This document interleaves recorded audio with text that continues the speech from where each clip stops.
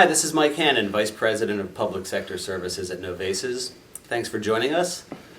Catching up with Bob Sproull, author and one of our senior consultants. After a bit of a whirlwind tour he's had with a very challenging customer environment, he's going to share with us some of his experience for the problems he found, how he helped go tackle them, and where we go from here. So with that, I'll introduce Bob Sproull. Good to be here. Thanks for having the conversation. I've truly enjoyed my time so far with NOVACES. I think it's an excellent company that is light years beyond where most of the competition is. You're helping us get there, Bob, so thanks. Well, So, in the past 6 or 8 months, you have been to, was it 6, 7, 8 cities around the country? something like that. Different locations, military depots, repair facilities, variety of different aircraft, Army, Navy, you name it. And somehow you solved all their problems, no matter how unique and odd and strange and specific to them? Let's say we made a turnaround at each location, a dramatic turnaround. Especially 2 of these where one was a helicopter airframe and one was a jet frame. The other one was an engine facility. But no matter what, we were able to go in and evaluate what we saw there. And not surprisingly, the problems were all interrelated. They were all basically the same issues that existed in all of the locations. And so, What were some of those issues? well, Give me 4 of the key ones. okay. Probably the number 1 issue is not being able to meet the contractual requirements in terms of availability, whether it was engines, whether it was helicopters, or whether it was jets. Other problems that we saw is they had excessive amounts of overtime that Why? were plaguing. Why so much overtime? Well, the bottom line here is they were not making their schedule of aircraft availability. And what they truly believed in their hearts was, well, we need to throw more labor at it. But, the bottom line was more labor is not the answer. And as they found out, actually, that they were able to achieve much more with much less. So before I get to the solution, I want to make sure we talk about the problems you saw. Because again, different aircraft, different Yes. locations, Yes. different military services, different contracts, different requirements, different teams, different people. That's for sure. But yet you found some common problems. What were they? Well, these won't necessarily be in the priority order, but one of the big problems we saw was not including and involving the workforce, what I call the subject matter experts, that existed at all 3 locations. These subject matter experts, they're the people that do the work, the mechanics, the avionics people, the quality assurance inspectors, the flight line personnel. All of these people simply make up what I refer to as the subject matter experts. So that sounds like a classic facilitation thing where you just kind of a soft skill, or how do you get their voices heard? But you had some very specific approach you took. yes, Why don't you tell us about that? Yes, I did, Mike. One of the things I insisted upon with each one of the leadership teams, and keep in mind that all 3 of these contracts were totally different. Different requirements, different amounts of things like engines and helicopters and jets. But one of the things I insisted upon is these subject matter experts that I referred to must be heard. And not just heard, but their ideas, their solutions must be implemented. And basically I told the leadership team that if you're not interested in doing that, then I'm really not interested in helping you get better. So that got was their a huge- attention. Yeah, I got their attention very quickly. The good news is is that both of the site leaders and their management team embraced that concept. Right away? Well, With a smile? Not necessarily right away, Mike, but you have to understand the morale at the locations was as low as I've seen it. And people, high incidence of call-ins telling them I'm not going to be here, absenteeism high, simply just not engaged and not feeling good about themselves. You know, and there was an old principle I learned way back when, called from the book The 1 Minute Manager. People that feel good about themselves produce good results. And that's really what we were trying to do, is to get the leadership team, the management team, to actively listen. And that's simply just hearing, not just hearing what they have to say, but as long as they stayed within the guidelines of customer requirements, safety, etc., we're going to implement those ideas. Everything they said. Everything they said. And they're the experts. So when you did that, you know, you followed techniques that you've written about in your book. With discipline that's typically required of Lean, Six Sigma, theory Sure. of constraints. But yet none of these people that you exposed, none of those people whose voices you helped expose to the leadership team were trained in any of those areas. So how did you apply these discipline techniques with people who had no idea what these concepts or principles even were? That's an excellent question. Mike, you have to understand that within every workforce, you have a workforce that truly wants to be heard, truly wants to feel good about somebody's hearing what I have to say. And so, very simply, what we did was we created an all-hourly core team. And the instructions, as I said earlier, to management was, you're going to listen to these guys because they're going to take you to the promised land. And the bottom line was, we also introduced some other techniques, such as constraints management, knowing where to focus your improvement efforts. And in so doing, we wanted this core team, once we identified the system constraint, to focus on that. And let's identify those things that are going to eliminate the waste, eliminate the policy constraints that exist that are holding this company, all those companies, back. Makes sense. So you basically turned common sense into common practice for them.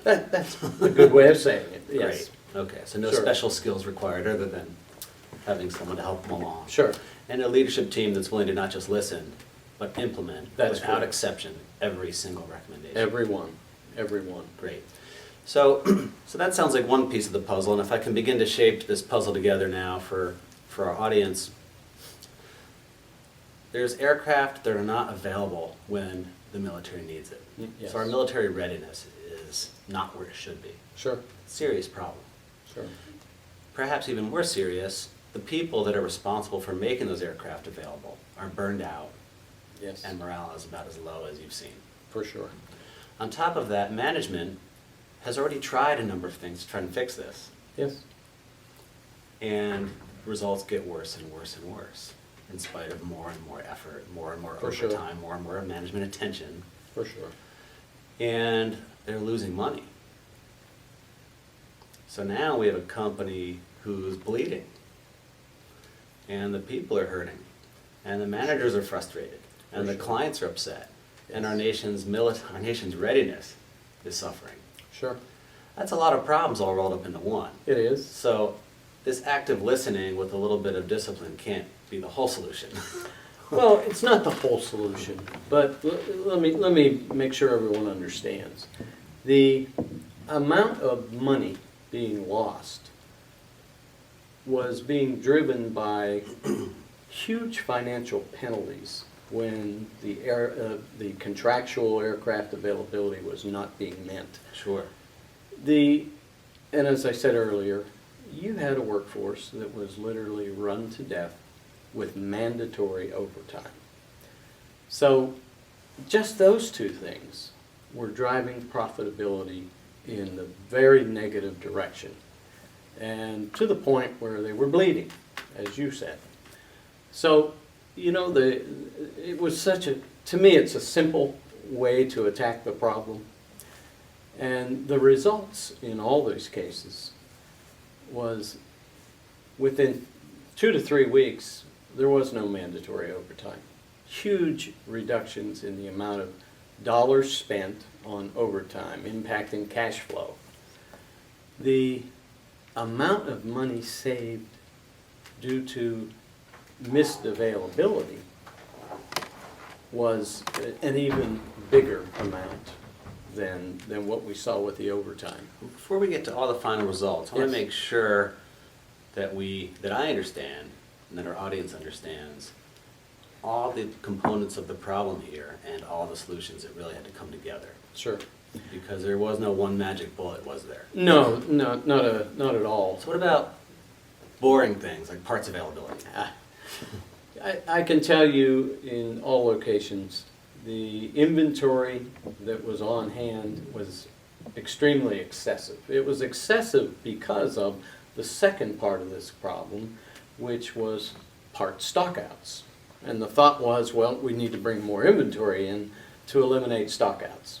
In reality, that's not the direction we need to go.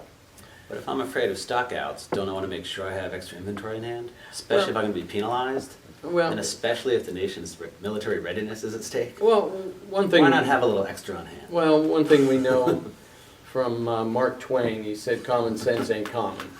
So that might be the common sense approach. However, the real approach is an approach we call dynamic replenishment, which will actually give you a reduction in inventory in the neighborhood of 40%, while virtually eliminating stockouts. Now, we see that as another part of this initiative going forward. That was not implemented yet, but it's a huge, huge opportunity for these clients.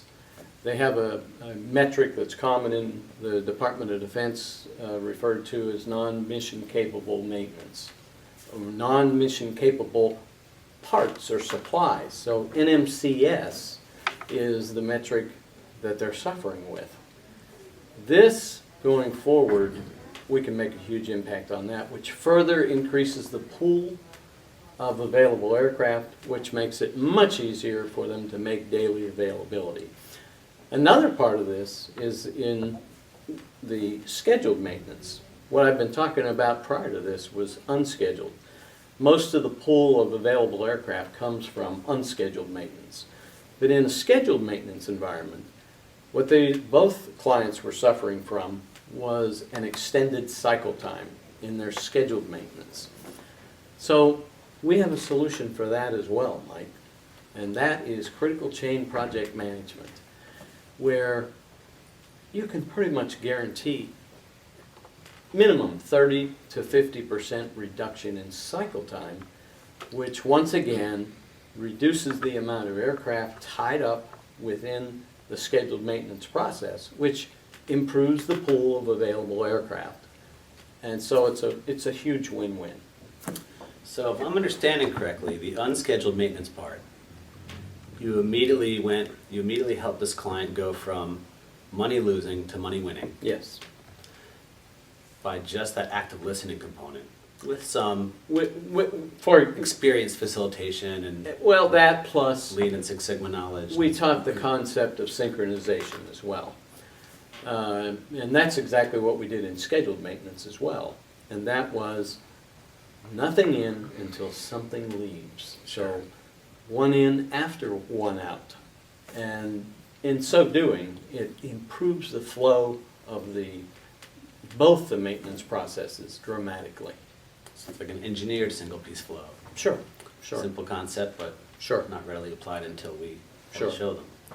So then, whether scheduled or unscheduled, there's the dynamic replenishment component of the parts availability that feeds those For sure. processes. For sure. And they have yet to tackle that. Correct.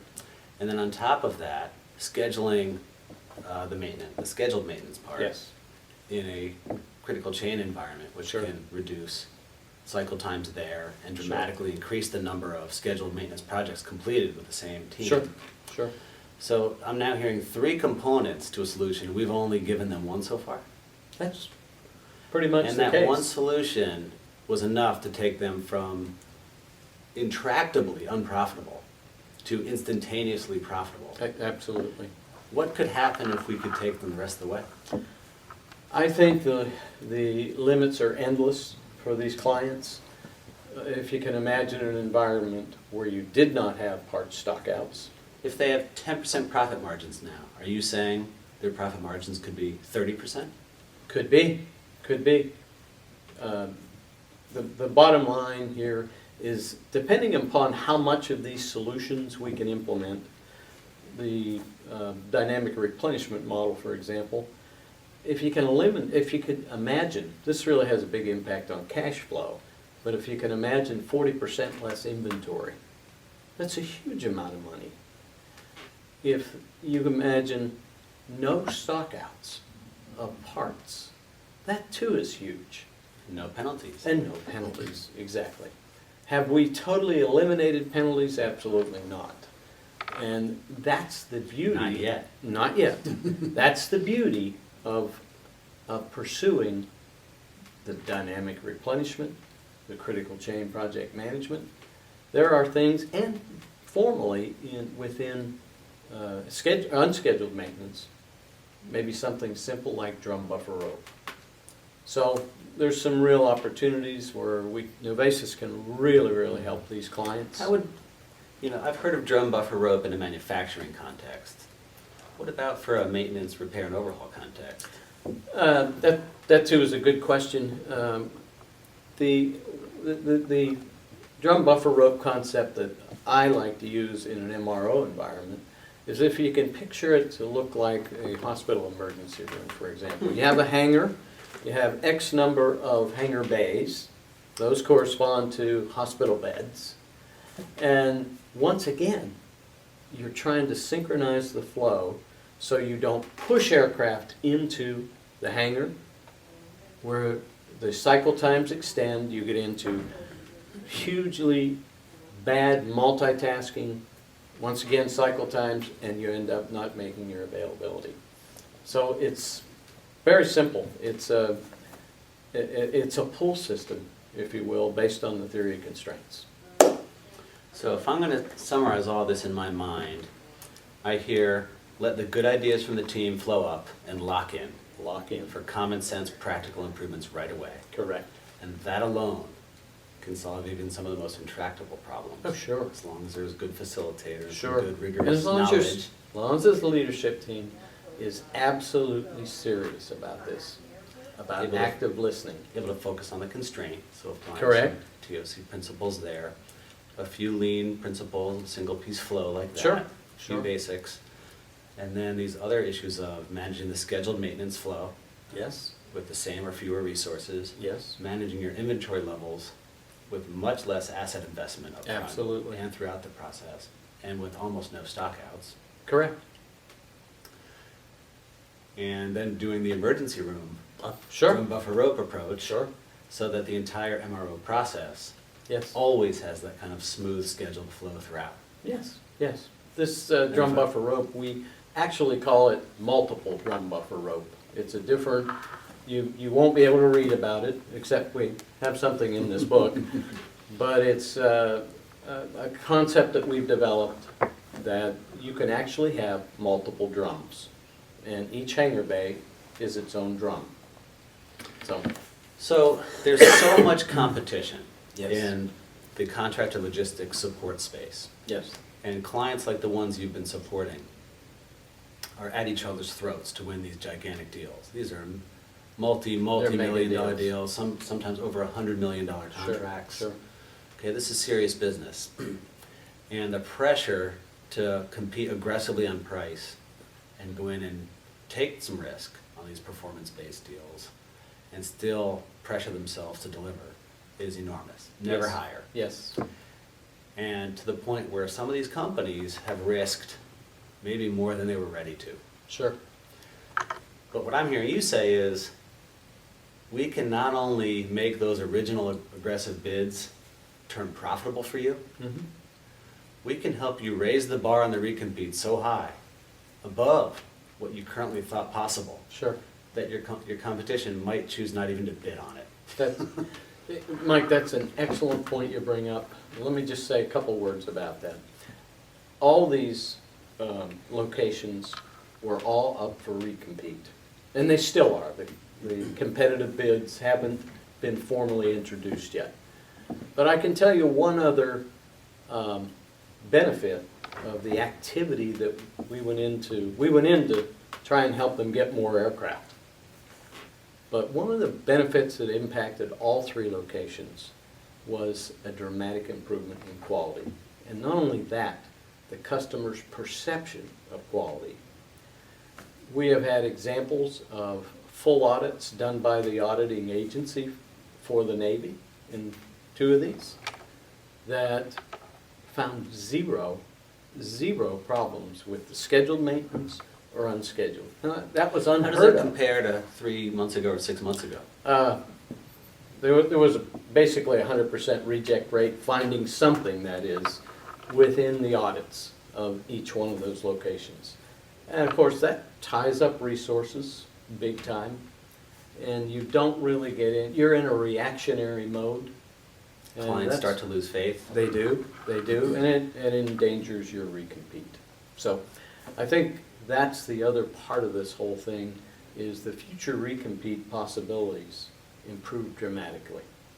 Okay, so I'm encouraged to hear that a client that's considering solving this problem can go from unprofitable to profitable with one relatively straightforward approach that we can help them with. Sure. But then this other notion of helping them raise the bar for future competitiveness with 3 other things, it's Yes. starting to sound a little complex or expensive or takes a lot of time. Have to hire a bunch of consultants to spend months or years going through all this. No, What- if you were given free reign to scope every initiative you thought would be valuable for them, these 3 or 4 you mentioned, Mhm. over some period of weeks or months with just yourself or maybe one other consultant, what would that look like? How long would that take? How big would it be? What kind of investment do you think these customers should be ready to embark upon? Well, the replenishment model is not a difficult model at all to duplicate. What my vision would be is to actually teach dynamic replenishment, and then have the logistics teams actually implement this. It can be done. It's not a magical thing. It is, the results are They could magical. implement it themselves after a little bit of coaching and training? With assistance from NOVACES, yes. As far as the... So that's starting to sound like a few months with a couple of guys. Sure, sure. And what about the multiple drum buffer rope and the critical chain? What if I Well, wanted all of it? The multiple drum buffer rope is a very easy concept, does not require major software. It is actually something that we've actually put in place with an Excel format. You've got to understand, multiple drum buffer rope, or drum buffer rope in general, is simply synchronizing the flow of work. Just synchronizing it so that you don't push aircraft in, you pull them in. It's the concept. So we're looking at 2 months tops for that, to get everyone trained and ready and in that So right again, a format. couple of months, Sure, 1 or 2 consultants. sure. Now, critical chain, on the other hand, usually requires a software investment, which NOVACES can, we actually do that kind of thing in partnership with another company. But it is... Software company, you mean. Software company, yes. But it too is a synchronization. Consider this. Critical chain project management, it really is a different form of drum buffer rope, Right. period. And it is In more fact, complicated. let me see if I understand. Drum buffer rope maximizes throughput of a manufactured item Okay, or a maintenance, repair, overhaul that's right. process of Sure. equipment. Yes. Okay. critical chain maximizes the throughput of maintenance projects A for your project, organization. such as a scheduled Completion maintenance. of projects. Yeah. Depot level maintenance. So which one is parts and material, and the other one is projects. Sure, So sure. That's a good They're way to both look at it. pipelines, Sure, similar concepts. sure. All right. So at the end of the day, we're talking about an investment of a few $100,000 Mhm. to yield benefit of many, many millions Oh, yeah, on programs that are hundreds of $1 million programs and correct, contracts. correct. I think I got it. Okay, good. Thanks so much, Bob. Sure, appreciate It's it. a pleasure.